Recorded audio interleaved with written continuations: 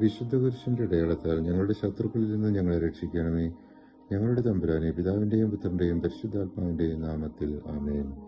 വിശുദ്ധ പൗലോസ് 3 അജപാലക ലേഖനങ്ങളായി 2 ലേഖനങ്ങൾ തിമോത്തിക്കും 1 തീത്തോസിനും എഴുതി. ഈ 3 ഗ്രന്ഥങ്ങൾ പുതിയ നിയമത്തിലെ 27 പുസ്തകങ്ങളിലെ 15, 16, 17 പുസ്തകങ്ങളാണ്.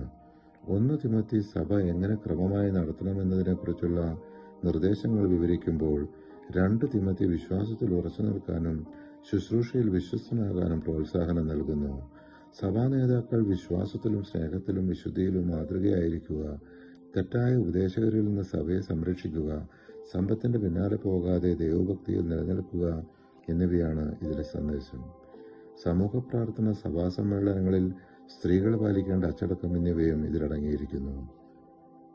പൗലോസ് തടവിൽ കഴിയുമ്പോൾ താൻ മരണത്തോടടുത്തിരിക്കുന്നുവെന്ന് മനസ്സിലാക്കി തിമോത്തിക്ക് എഴുതിയ അവസാന ലേഖനമായി 2-ാം ലേഖനത്തെ കണക്കാക്കപ്പെടുന്നു.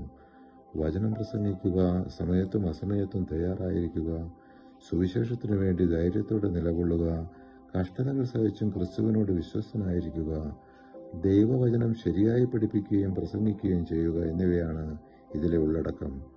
അന്ത്യകാലങ്ങളിൽ ആളുകൾ സത്യത്തിൽ നിന്ന് മാറിപ്പോകുമെന്ന മുന്നറിയിപ്പ് ഇവിടെ കാണാം.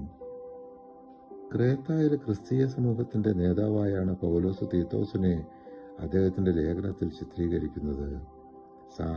സാഹചര്യങ്ങൾക്ക് യോജിച്ചവരും സൽഗുണസമ്പന്നരുമായ വ്യക്തികളെ മാത്രമേ സഭയിലെ ഔദ്യോഗിക സ്ഥാനങ്ങളിലേക്ക് തിരഞ്ഞെടുക്കാവൂ എന്ന് ഇവിടെ നിഷ്കർഷിക്കുന്നു. വ്യാജ പ്രബോധകർക്കെതിരെ കർശനമായ നിലപാട് സ്വീകരിക്കാനും ജീവിതത്തിന്റെ വിവിധ തുറകൾക്ക് ആവശ്യമായ പ്രായോഗിക നിർദ്ദേശങ്ങൾ നൽകാനും തീത്തോസിനെ ഉപദേശിക്കുന്നുണ്ട്. വിദ്വേഷം, വിഭാഗീയ ചിന്താഗതി തുടങ്ങിയവ ഒഴിവാക്കി സ്നേഹത്തോടും സമാധാനത്തോടും കൂടെ വിശ്വാസികൾ ക്രിസ്തീയ കൂട്ടായ്മയിൽ കഴിയേണ്ടത് എങ്ങനെയെന്ന് അവരെ പഠിപ്പിക്കാനുള്ള ആഹ്വാനവും ഇതിലുണ്ട്. പരിശുദ്ധാത്മാവേ, തിരുവചനത്തിന്റെ അനന്തശക്തിയാൽ ആത്മാവിന്റെ ബലങ്ങളും ദാനങ്ങളും നൽകി തീക്ഷ്ണതയാൽ ഞങ്ങളെ ജ്വലിപ്പിക്കണമേ. ആമേൻ.